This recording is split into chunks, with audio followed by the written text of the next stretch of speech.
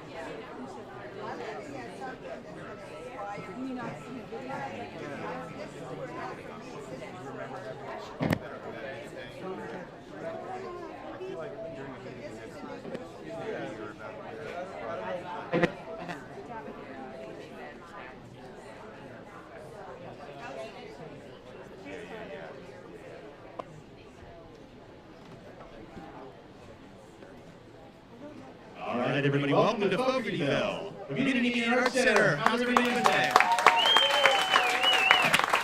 Excellent. My name is Jesse Coleman. I'm the General Manager and Executive Director here, and we are so excited that you're here for the broadcast of Talk of the Town with Carrie Seidman. Fantastic. We have a little issue here. But our friend here, Johannes Werner, has our applause button that he's going to be pushing. Uh-oh. There we go. Okay, so when you see that light up, what do you do? Fantastic. Now, we need to be very energetic because we are going to be broadcasting on the radio all of your beautiful voices and clapping. So we want to make sure it sounds really nice and full in here. You all look like a great crowd on a Saturday morning. A couple of you, I see John Haupt back there. He's had a couple of mimosas already, so he's going to be ready to go. That's fantastic. Oh, so that wasn't orange juice. Just... It wasn't just orange juice up there. But I want to let you all know about a couple of great things we've got going on over at WSLR in Fogartyville. On your tables, you all have the newest edition that came out last week of the Critical Times. We hope you'll take some time, read through all the great articles our community has provided for us here. These are all volunteers who contribute to the magazine and really get us some great information. And I want to highlight our communications director, Kathleen Murray, who puts it all together for us. Fantastic, fantastic. She does a tremendous job. And if there's any spelling errors, you can talk to her about it, okay? She keeps me in line, so, you know. Otherwise, I want to let you all know that we've got October 12th, our open house here at Fogartyville. We're going to also have a record sale at the same time, and we're going to be doing studio tours because we have a brand new renovated studio that we're complete with over at the radio station side, and we want to show that to you. I'll shout out our program director, Mr. Leon Kerber, who's been working hard back there getting that thing up and running, and the whole team has been putting in a lot of effort, so I want to say thanks, and we want to show it to you all. So mark your calendars for Sunday, October 12th from 4 to 9 p.m. We'll have some wonderful music from Walter Parks and the Unlawful Assembly. He was the guitar player for Richie Valens at Woodstock, so you don't want to miss that. He's going to be great. Richie Havens, excuse me. Richie Valens, rest in peace. But we've got about a minute and a half left before the show starts. So I just want to keep you guys nice and warmed up. Johannes, what do you do? We got to put the batteries in this thing. There we go. All right. Well, fantastic stuff. Just so you all are aware, we will be broadcasting on 96.5. We will be video broadcasting, simulcasting on YouTube, and we will have that in podcast form. So you can subscribe on Apple Podcasts or Spotify and listen back to Talk of the Town. We're going to be doing this once a month, so hold on to your hats. We're going to just chill out for about 30 more seconds, and then we'll start getting the crowd rumbling. So you all hold tight.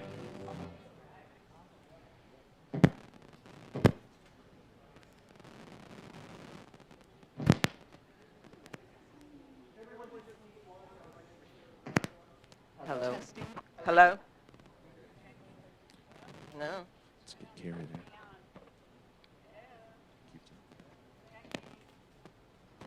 Getting her.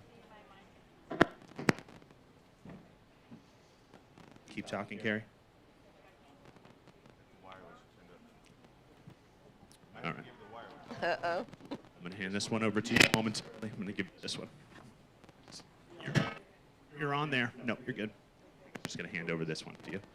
All right, folks, we're 10 seconds out. We want to go ahead and get the applause going here and get ready. Talk of the Town is starting in 5, 4, 3, 2.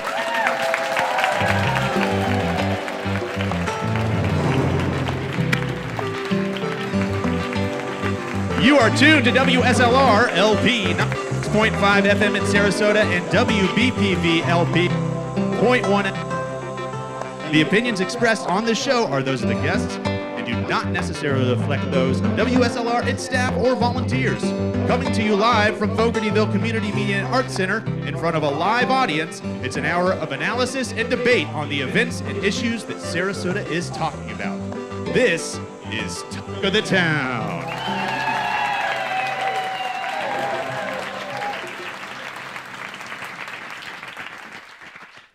Sarasota has a reputation for its A-grade public school system, which has long lured families to a county better known for its retirees. But today the district is under attack with school choice vouchers, charter schools, and declining enrollments diverting and diminishing state funds, fueling this changing public education landscape. How has recent legislation on charter schools increased that threat? And why does the state of Florida seem bent on undermining its public schools? All that and more on today's Talk of the Town. Good morning. Welcome to all of you to our first opening show of the season of Talk of the Town, our WSLR Roundtable discussion show. Thank you to our great audience here at Fogartyville and to those of you listening at home and watching on our YouTube live stream. You should be here in the studio because the reason that we have a nice vocal crowd today is because they were primed with mimosas before we opened the show today. So see, that's one reason to get up on Saturday morning and come and see the show live. Given the fact that the school board is going to be talking about this issue next week at a workshop, and that they tentatively have a vote scheduled on November 18th for a possible school closure, this issue couldn't be more timely, and I'm really grateful today to have a wonderful panel here, much more educated on the subject than I am. We're going to share with us what's happening in the moment. This really has been an issue that's been the talk of the town recently, and they're going to keep us, get us up to speed on what's happening as we speak. So I'm going to give them a chance to say hello and just tell a little bit about how they're connected to this issue. And I'll start with someone who probably needs no introduction, Liz Barker.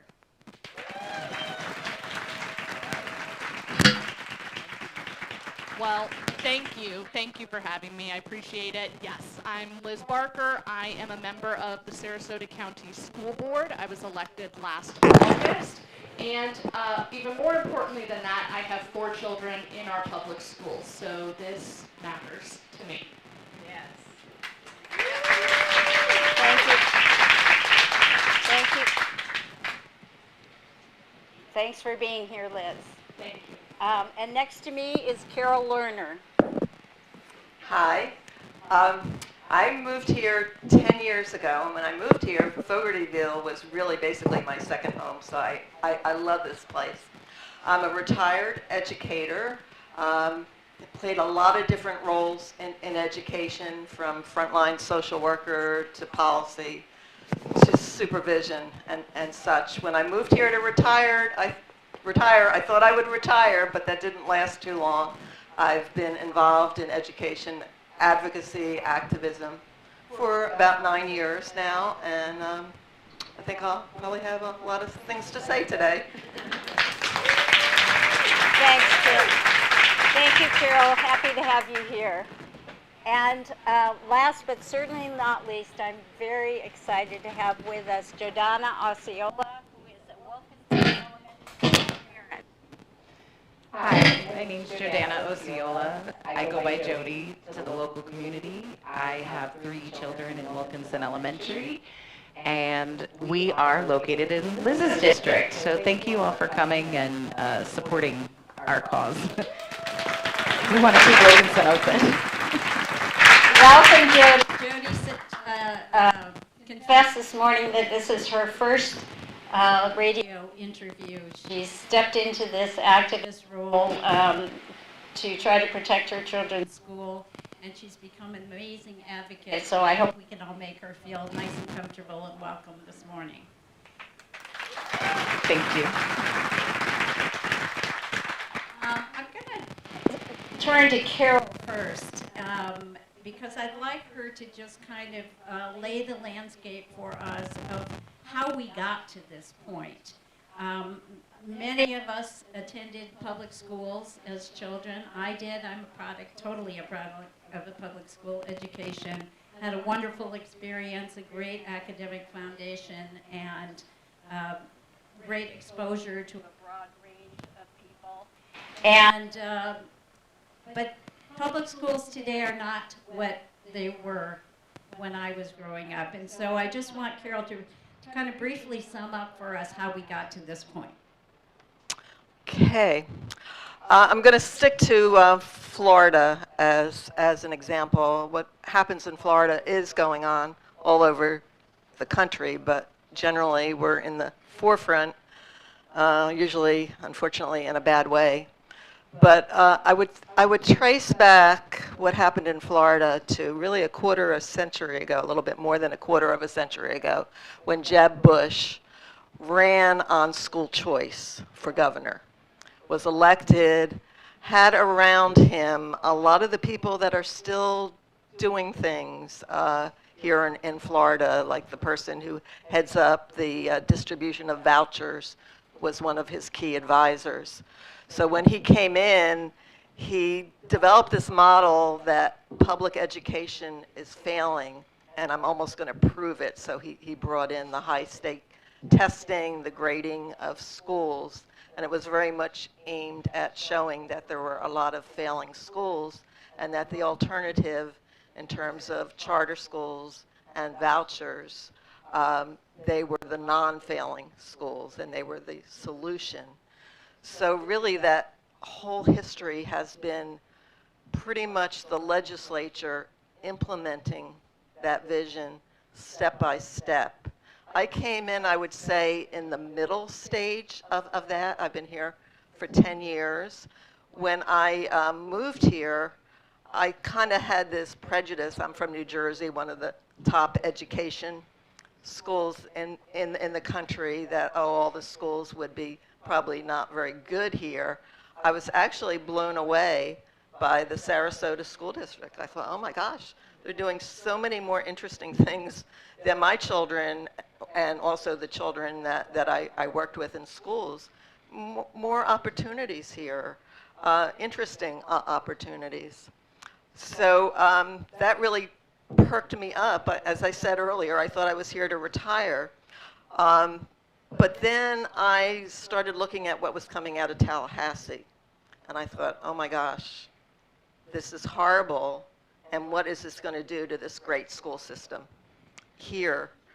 And so I kind of got myself involved, actually through Fogartyville. I was part of an organization here, moved to Amend, and decided that Rana Bazzini, who's here, and I decided we were going to look at education and the effects of privatization because we were concerned about money and politics and such, and it was an extension of that.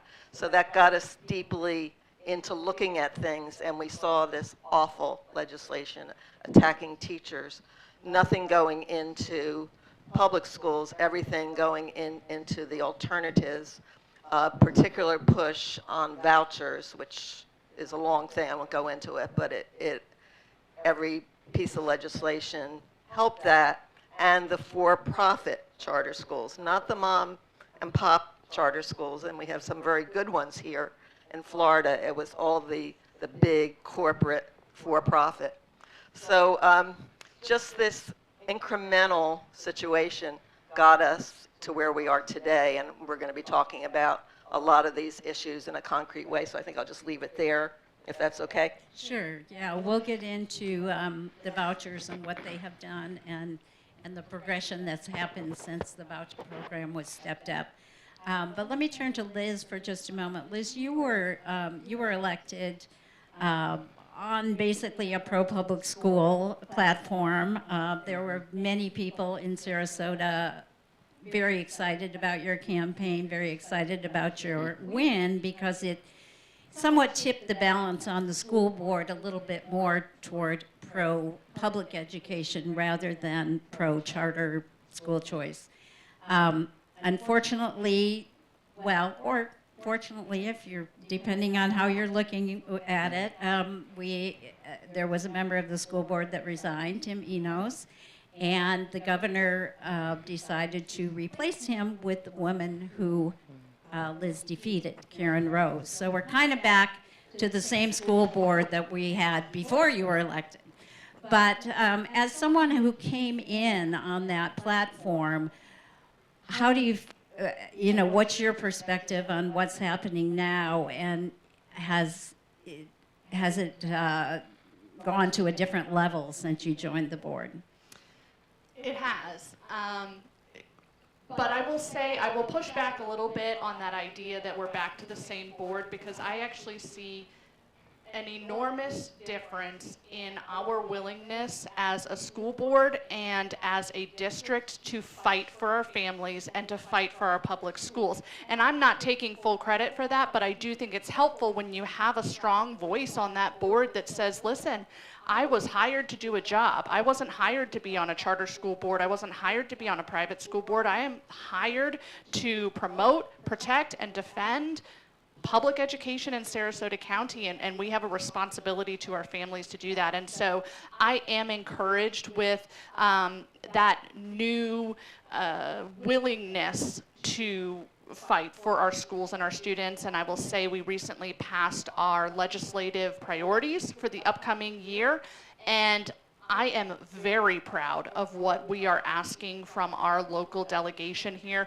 We are asking for guardrails on our Schools of Hope legislation, guardrails on vouchers, and we're really ready and positioned to be a leader in the state in that fight. And so I do think that we are, regardless of the makeup of the board, we are positioning ourselves in a different way than we have in the past. So I'm hopeful. I retain hope. I really want to get to Jody's perspective, but I want to make sure that everybody understands the situation that we're in right now a little bit more fully before we turn to that. So Carol, can you talk about the specifics of the voucher system and of the charter school entry into the market, and what we're facing now because of that? So charter schools and vouchers in Florida pretty much came about simultaneously. Charter schools, I would predated vouchers, but in terms of numbers, they pretty much were parallel. The voucher system that we had in Florida started out with the exact same system we have now. They tried to put in a voucher for private schools, and they did, but it was declared unconstitutional. So they went through the back door then and did what they called a tax credit scholarship, which was taking money that corporations usually, the way they pay their taxes, they instead would contribute to a nonprofit who got the vouchers out. So that's how that happened until the Supreme Court started making decisions that pretty much gave the notice that you could go back to the original intent of vouchers, of just taking it out of the general revenue. So that's where we are with vouchers. Now, if you look at the specifics about the amount of money we're talking about, Yeah. and how it's escalated. So currently, $5 billion this year is going to be drawn out of the education budget. That's a huge, that's like 20% of the education budget is going to vouchers. At the same time, we haven't been investing in public schools. There's an interesting chart in our budget book that shows that if we had kept up with inflation with investing in our public schools, each kid would have $5,000 more. Our district would have $250 million more per year to work with.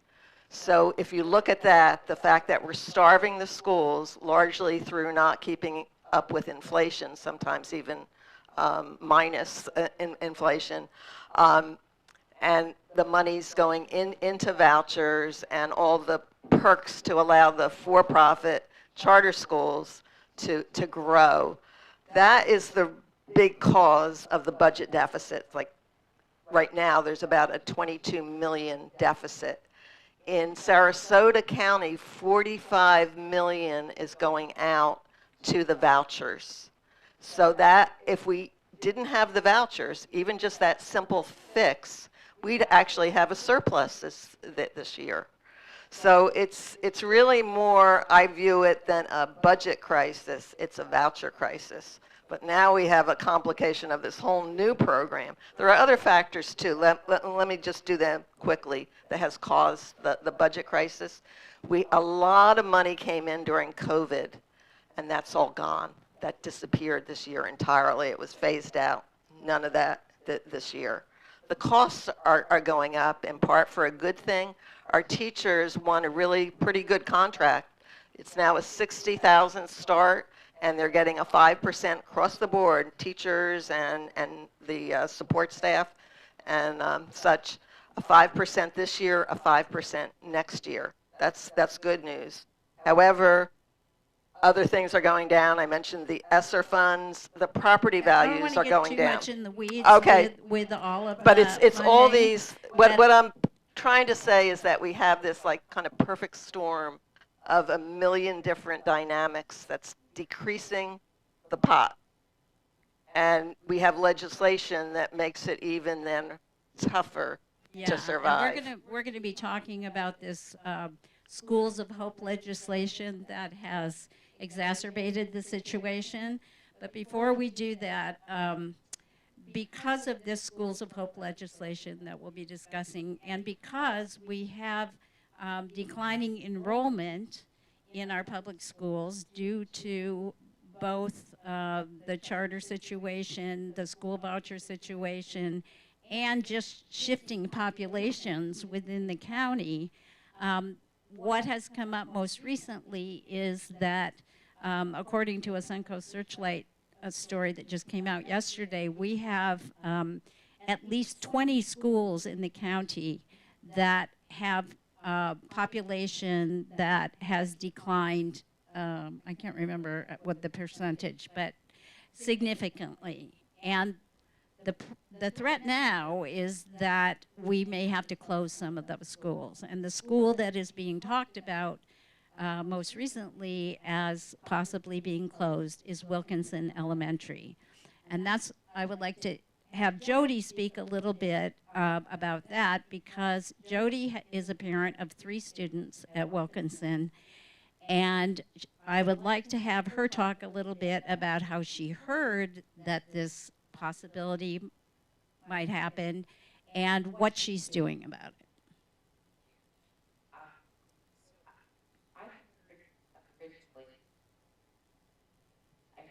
Originally about this as a rumor through one of the moms. We have a very tight-knit group in our community where all the kids play together, we study, we do meal prepping, we do homework, we babysit each other's kids. We know as a community how to help take care of each other. And as a member of the SAC committee, the Student Advisory Council for Wilkinson that I sit on, I was elected co-chair this year with everything going on. I got phone calls from other parents. Have you heard the rumor? Is this true? Can you find out? Are they going to move the school board landings to our building? And what's going to happen to our kids? That's the current proposal that's being considered, is to move the district's administrative offices, which are at the landings, to Wilkinson, and then shift Wilkinson's students to 3 other area schools. So go ahead. So in August, I asked Principal Nations if she had any confirmation of the rumors, and the SAC meeting was rescheduled that day. So from that, I called the landings and asked directly to the school board, where can I sign up for my volunteer training? Because I became a resiliency trainer for the Florida Department of Education over the summer. I've gone to school board meetings asking how, as a parent, I can help more, and I was given resources to do so. I took them up on that. I've gotten more parents involved, so parents know that they can come to me and that I have a relationship with the staff, with the school board, and with many members in our community. When we got no answer from the school board via phone call and speaking to the principal, another parent and I took it into our hands, and we drove down to Northport for the in touch meeting. And we directly asked Superintendent Connor if there were any rumors. And as soon as I walked in, I was addressed and told that we would not be speaking about the elephant in the room. No one had spoken about the elephant in the room, the rumors about Wilkinson, and that was September 3rd. We were told that they would be roundtabling about it. No board members had spoken. It was still just a rumor, and that we would have some more information on the following Tuesday at the workshop, which was September 9th. So I again spent the day with the school board. Luckily, I'm able to do that. Not every parent is. But I also run a text chain with 28 other parents from Wilkinson. So that's 28 other families, not just each student. We have multiple students. And while I was sitting there at the workshop, from no roundtable discussion and no mention of this proposal ever being brought up, and 6 days later having a 24-page risk analysis, mapping, district relocation, there must have been some kind of a whisper, because it was quite the presentation presented to us. And that's when we found out that, yes, Wilkinson is on the chopping block, and we're being made a martyr for the cause, in my opinion. I don't feel that our school qualifies for the School of Hope legislation as it's written right now, so I have directly contacted our legislators to get some more clarification, and we've also reached out as parents to all the school board members. Not depending on what side they're on, but every school board member, because they were elected there to help us take care of our children and public education in Sarasota County. Let me just interrupt you for a moment, because you mentioned the Schools of Hope legislation, and that is the recent legislation that was kind of pushed through, as Carol informed me, last minute, along with the budget at the end of the legislative session. Carol, tell us briefly what that Schools of Hope legislation allows a charter school to do. Okay, so if you want to create the worst piece of education legislation, it is Schools of Hope. It is horrifying. And there's also a huge difference between a bill that actually died in the regular session. Had that passed, none of our schools would really be at risk. What the Schools of Hope, the legislation that passed, as said, at the very 11th hour, very intentional, dictated by a billionaire 50 times over, Ken Griffin. He's a hedge funder, and his buddy at a very large corporate charter school. What it does, it says that any school that has capacity whatsoever, it doesn't define it, doesn't say. Technically, if there are like 10 empty seats in a school, they could come in. I'm not saying that they would for that, but they could. They can go into any school that has capacity. I understand that kind of the magic figure is more like they're looking for like 300 or 400 empty seats, as they call it. They literally talk in seats. So they can come in. They can, they go in. They don't go and ask the district, can we, which is the traditional approach for a charter school. They have to apply. They just say, okay, we want to come in. We want to look at the place to make sure it meets our specification. And then we're going to come in. We are not going to be paying you any rent. That's how the bill is explicitly written. No rent. You have to provide us with all the services, with the maintenance services, with the food services, with the transportation services.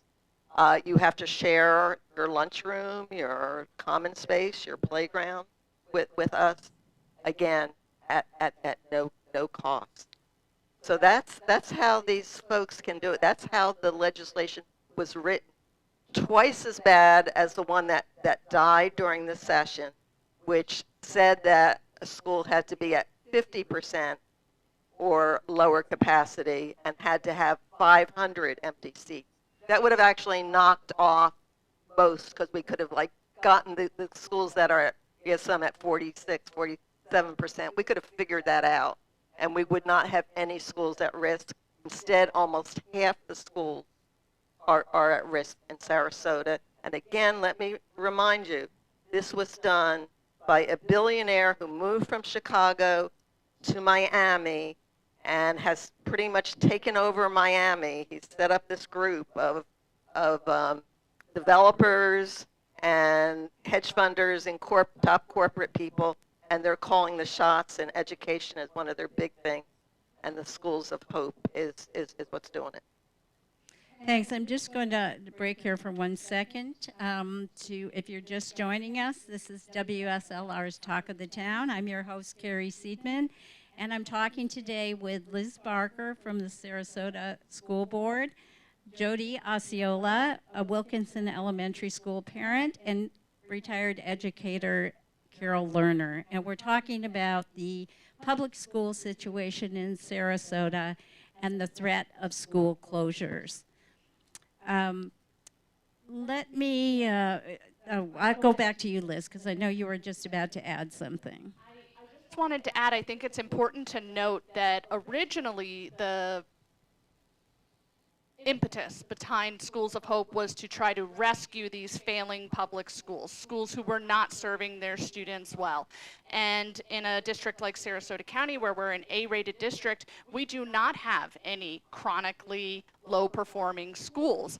And so to me, the whole concept of Schools of Hope really doesn't belong here. We are the hope in Sarasota. We are doing an excellent job.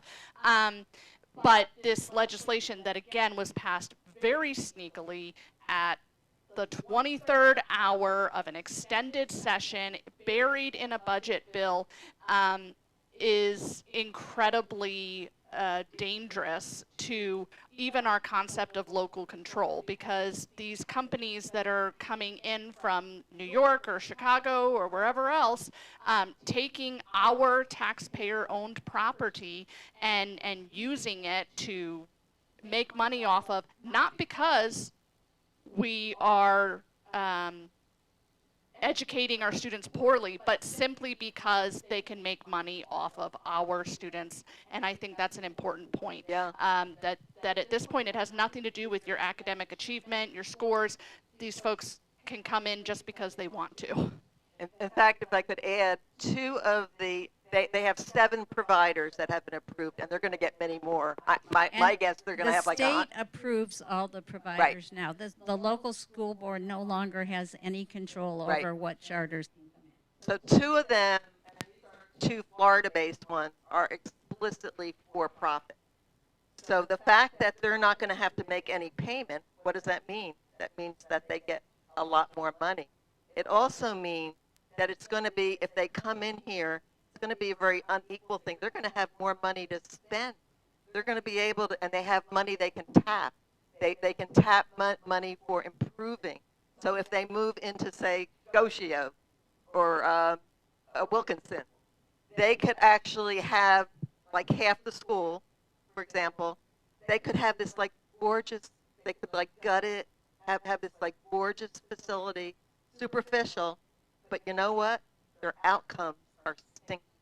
Yeah, we're going to talk about the accountability end of things in a moment, but I want to ask Jody just for a moment because I know she shared with me in a previous conversation that her family actually moved into the Wilkinson area for her.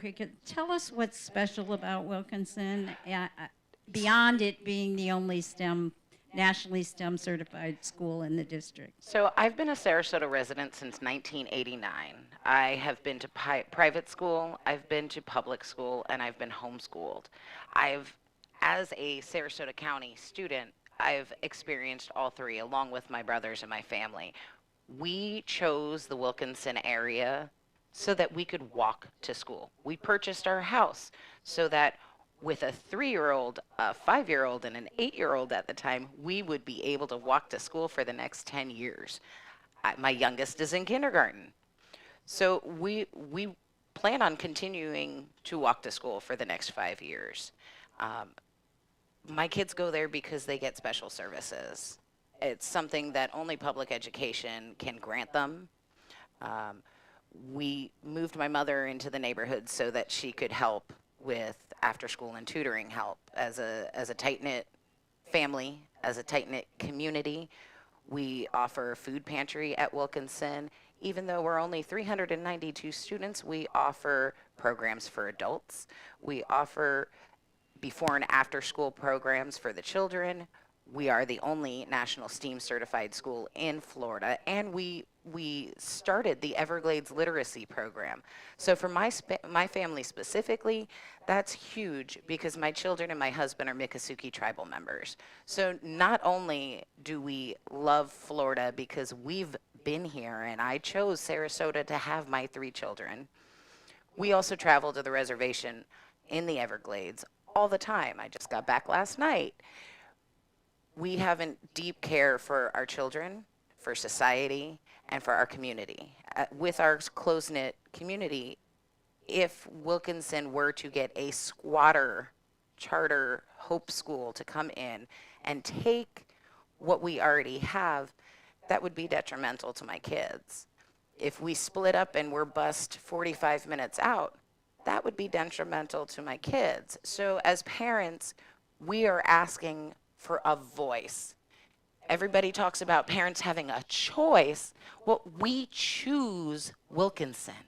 We choose to come to a public school, not a private school, because we're getting the letters and the invitations already. That's what the whole irony in this school choice is that, yes, I actually believe parents should have a choice of where they have their child educated.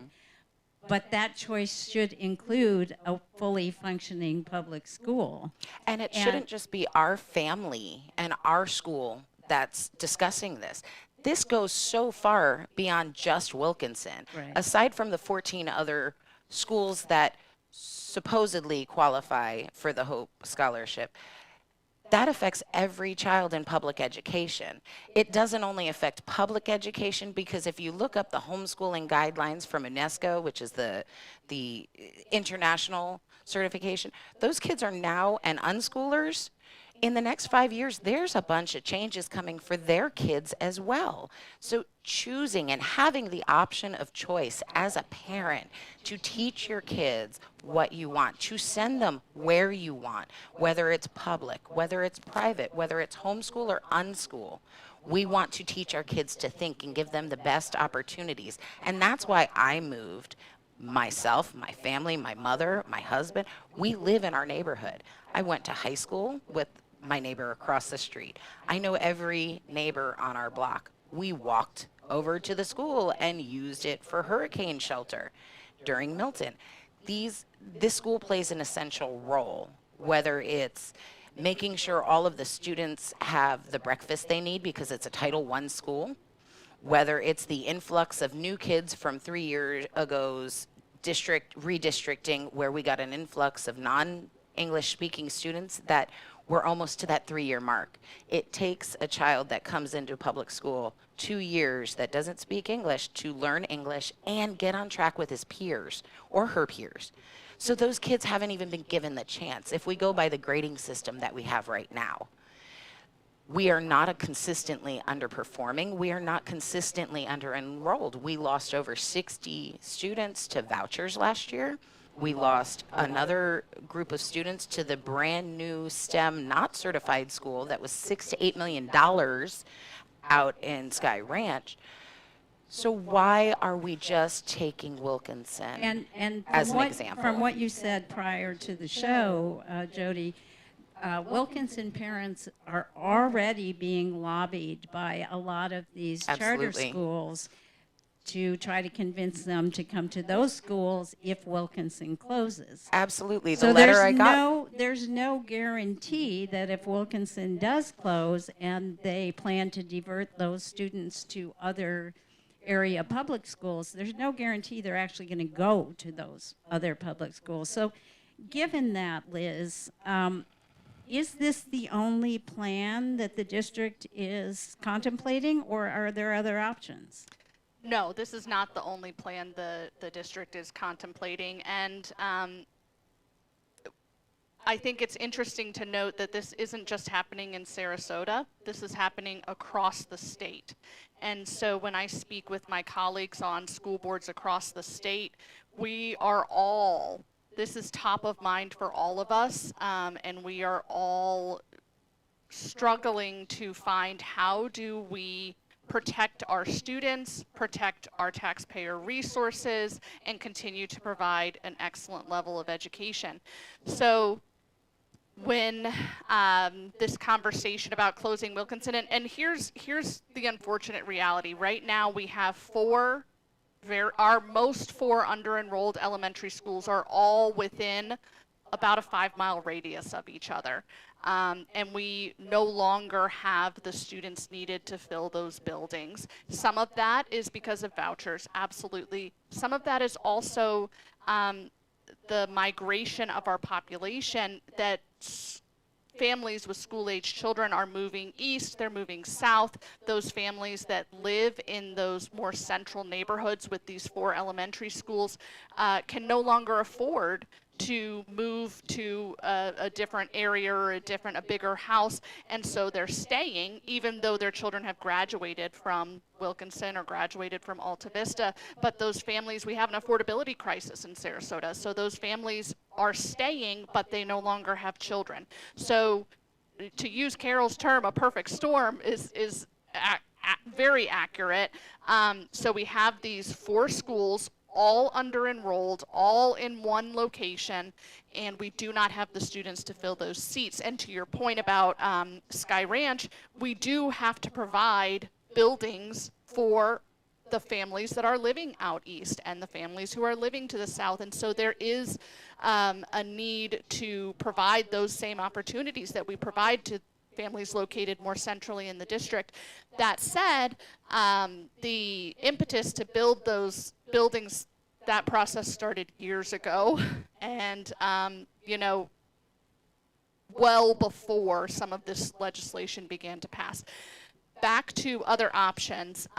When we met with our Wilkinson families in September, the superintendent asked for ideas, because this isn't just a Wilkinson problem. This is a community problem. This is a state problem. It will eventually become a national problem. This conversation isn't going away, and Wilkinson is just the first casualty of this awful legislation. So he asked families, he asked community advocates, what are your recommendations? And there were a whole host of recommendations, from making Wilkinson a K-8, from combining it with Brookside Middle, moving the Landings staff and breaking them into all the under-enrolled elementary schools in the area. All excellent ideas, and he has done feasibility studies. His staff has done feasibility studies on each of those options, and we will be presented with those on Tuesday. So stay tuned for what that looks like, if any of those are feasible. My understanding is that at this point, the superintendent is working really, really hard to try to find some common ground, to find some way to preserve what makes Wilkinson special. And that's what I had asked during our workshop where this was presented to us. I said, I understand, I'm a realist. I understand where we are. I understand we have too many schools and not enough students. I get it. But how can we preserve some of what makes Wilkinson special? And so there is, I believe, a proposal that will be coming to us on Tuesday to potentially use Wilkinson not as a central office for Landing staff, but instead to use part of it for teacher training, to have a center, a dedicated space for teacher training, and then also have a micro magnet STEAM program. So using that work that those Wilkinson families have put in to offer what families are telling us they want. They want small, specialized programming, particularly in science, technology, engineering, and math. And so how can we meet the needs of the community, try to pull in some students back from our charter friends and private school friends, and provide an opportunity for students that we don't currently have in this area of the district. Is that the perfect solution? No, of course not. But I am heartened that the superintendent and the staff are willing to talk about solutions. I have to tell you, in other parts of the state, this is not happening. Superintendents and staff are coming to their board and saying, we have no money, we have no students, we are closing these schools, we are selling the land, and you tell your constituents that's too bad. And so again, while the communication needs to improve, we are in a mode of continuous improvement. Again, I will say from my perspective at the state level, we are being perceived as a leader in this space, a leader in listening to our constituents, a leader in promoting parent voices. Not perfect, lots of room for improvement, but again, Sarasota is taking a leadership role in the state. So You're listening to a discussion on the future of local public education on Talk of the Town, and I'd like to turn to Jody now, and I'd like to have you respond to what Liz has said. Thank you.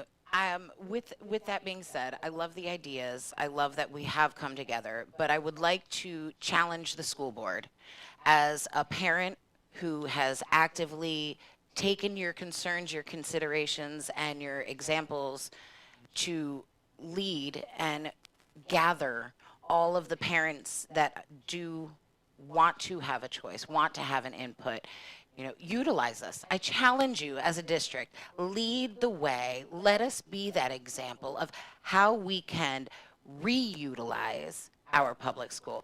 Give our community that has spoke up and stood up and worked with you and wants to continue working with you some more transparency. Let us see those talks so we can all come together on the workshop. Because right now, I can't make a public comment on Tuesday. I get to sit there and I get to be part of the workshop, and I'm learning how to bite my tongue, which is a brand new skill for me. me too. But give us some transparency. Put it on the website of what your ideas are. Let's work together as a community, and let's lead the way with that transparency, with that choice, with the parent and the community involvement. Let's be an example of we want to keep and regain control of what we are teaching our children, how we are teaching them, and let's work together because we are an untapped resources. Parents are an untapped resource, and it shouldn't just be Wilkinson that should be talking. It should be parents at Booker. It should be parents at Gosio. It should be parents all throughout the district, including Pineview, because all of us are at risk. Yep. And while we're only being redistricted into other under-enrolled schools, that's one thing that, we have a question about. Why are we bypassing other schools that are geographically closer to go to these other schools? Why don't we redistrict as a whole, bring the whole community in? Because our kids don't just live in this 4-block, 8-block walkable area that we can all communicate together with. But it's hard to get our community last minute with all the date changes, because we have to text each other and be like, hey, did you hear? It's not the 25th, it's the 2nd. Did you hear? It's not tonight, it's going to be in 2 days. Oh, well, we've already requested off of work. What about having another community meeting where I'm not the one putting out the expense to take care of the children, so that the school board and the community have conversations? You guys do amazing events for the kids all year long. Why don't we come together and give the parents an option to talk, and let us have childcare so we can bring the kids, because those kids want to talk. Fantastic. They want to talk. Yeah. I think that's a great idea. That's a terrific idea. Sure, Carol. I looked at the actual rules. Legislation has to be translated to rules for the schools. I think there might be a loophole in it, because it says in the definition of capacity that you have to take not only children into account, but the use of programs. So I think that's something, and I was talking to an administrator, a retired administrator, said, have everybody slow down, do things that are kind of challenges, So like if you look at a school and it's at 50% capacity, which is what Wilkinson on paper is, does that mean that they're empty, all 50% of the rooms are empty? No. They're being used for all sorts of interesting reasons, a science lab, specialized art room, and such. So let's like kind of like try and challenge this, slow it down. You know, they said they were going to have an arbitrator if there's a disagreement. Let's take advantage of that. I mean, we're all like crazed because we have to get these numbers in, what, February, I think is the date. So, I mean, that's, how far is February? It's a few months away. So districts are crazed. Orange County just agreed to have 5 schools of hope 2 nights ago. 5 schools they had to approve because they were terrified that they would lose their funding if they didn't. That's the pressure that's on districts. Let me ask you, Carol, you had mentioned that there might possibly be a legal challenge to the Schools of Hope legislation? I hope there is. I think this is unconstitutional. I just read the Florida Constitution again. Like, it's absolutely unconstitutional. Whether there's going to be, people are nervous about it because they've lost previous attempts on challenges, on legal challenges. So there's a hesitancy, like, is it worth it? And then you have the state Supreme Court, which it'll eventually go to, and they probably, even if it was a good ruling, you know, lower down in the court system, probably would be overturned. So I think should be explored. But I don't think I think it's more like, let's figure out strategies to slow this down, to challenge it, not get into a panic mode about it.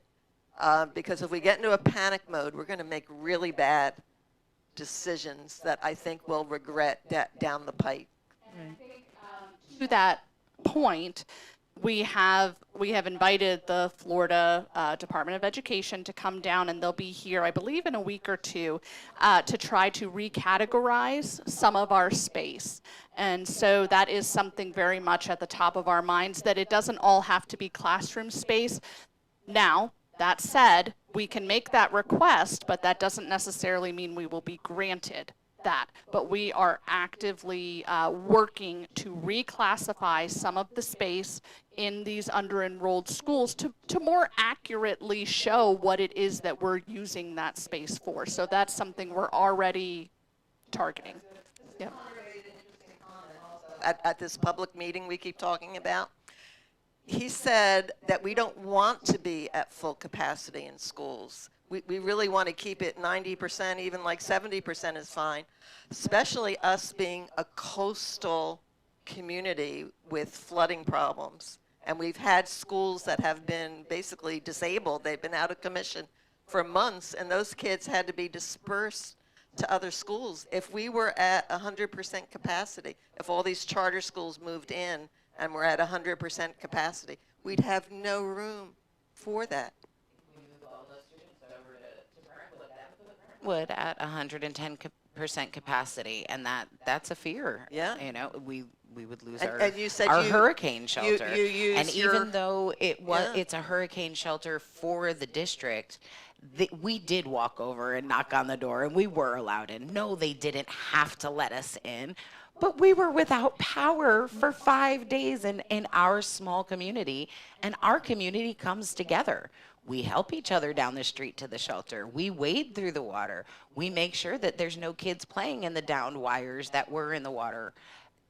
These are things because it's a small niche school. And, you know, that's a delay. That is something that parents would really love to see, because a vote on November 18th, this expedited timeline, I get the fear. Yeah. I get it. I have fallen down the rabbit hole. I have drank the tea. We get it.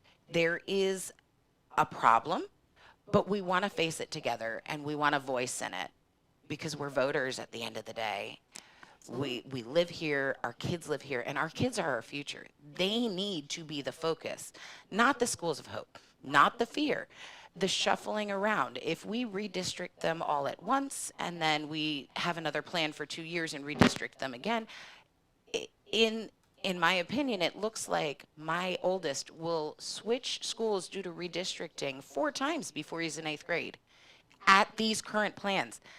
That is not a continuity of care. That's not putting my child first. Great point. Great point. You're listening to Talk of the Town on WSLR. We've been discussing the current public school landscape and threats to public school funding, and we could probably talk about this for another couple of hours, but we're getting close to the end of our time. And we did gather some questions from audience members prior to the show, so I just want to try to squeeze in a little time to answer a couple of those questions. And one of them is, since this formula of schools of hope has already been tested and failed, why are our politicians wanting to push this forward? Great Carol? question. I've written them and asked them that myself. Anybody want to, Carol, do you want to? The very first school of hope, in fact, that's why the legislation was created in the first place in 2017, was in Jefferson County when the state decided to take over Jefferson County because they had been failing for decades.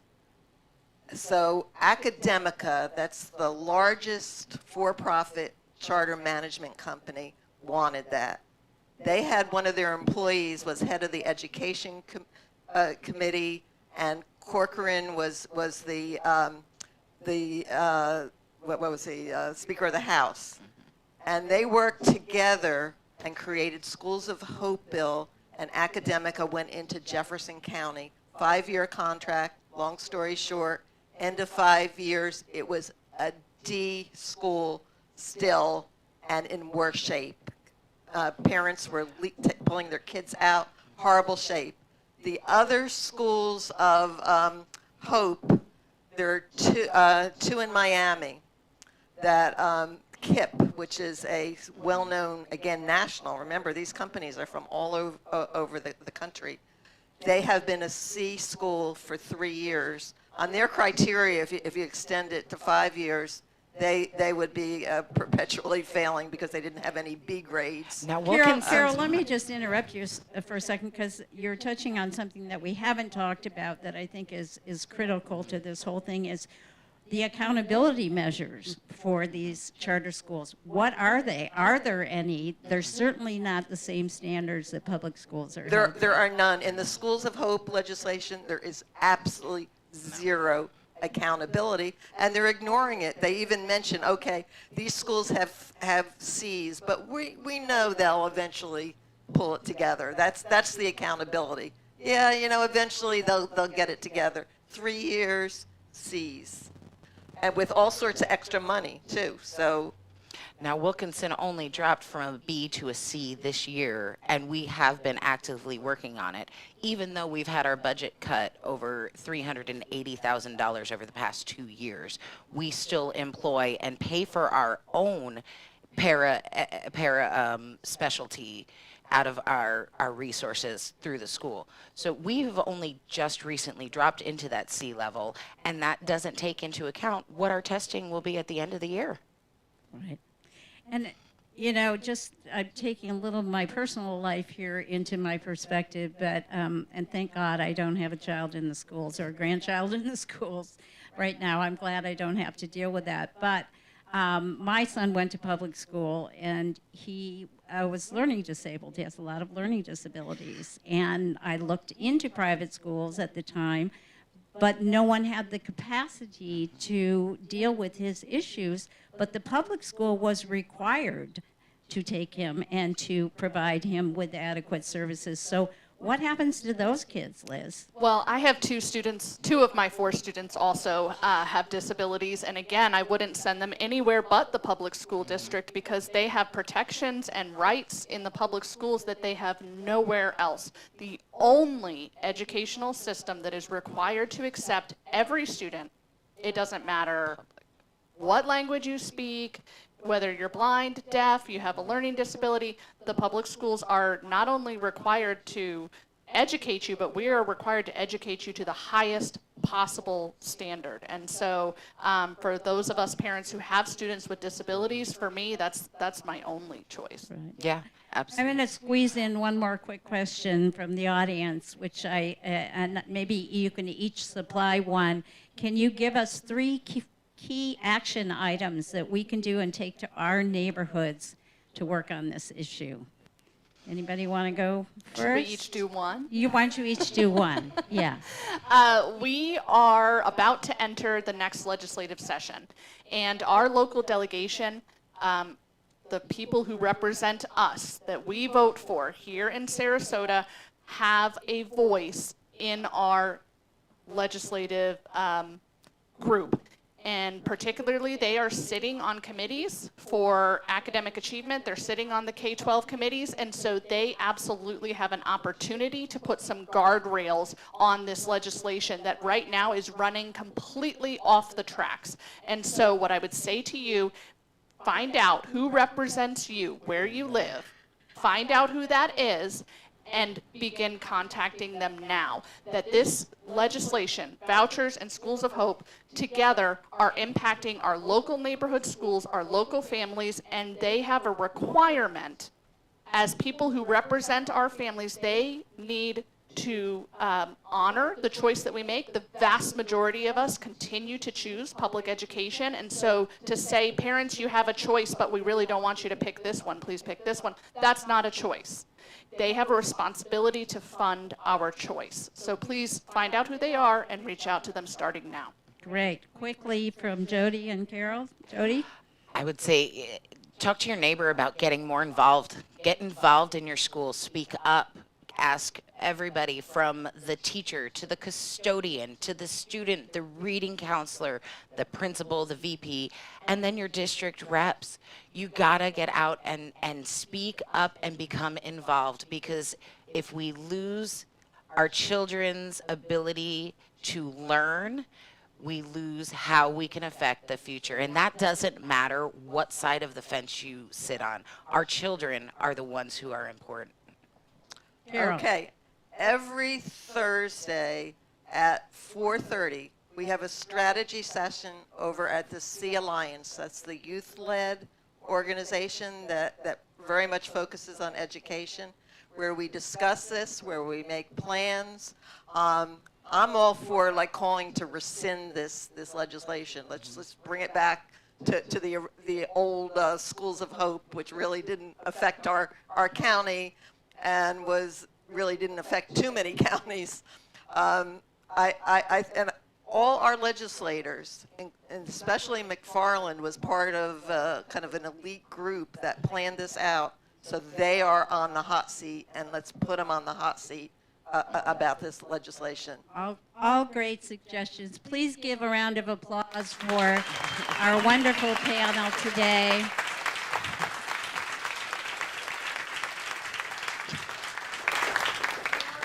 Before we finish up, we're going to follow the Talk of the Town tradition and ask each of our guests to contribute a prediction, their prediction for the local headline on this issue that will be coming up in the days. Yes, mine is community over chaos, residents unite behind Sarasota's public schools.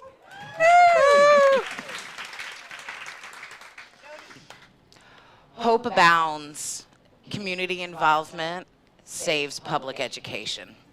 Awesome.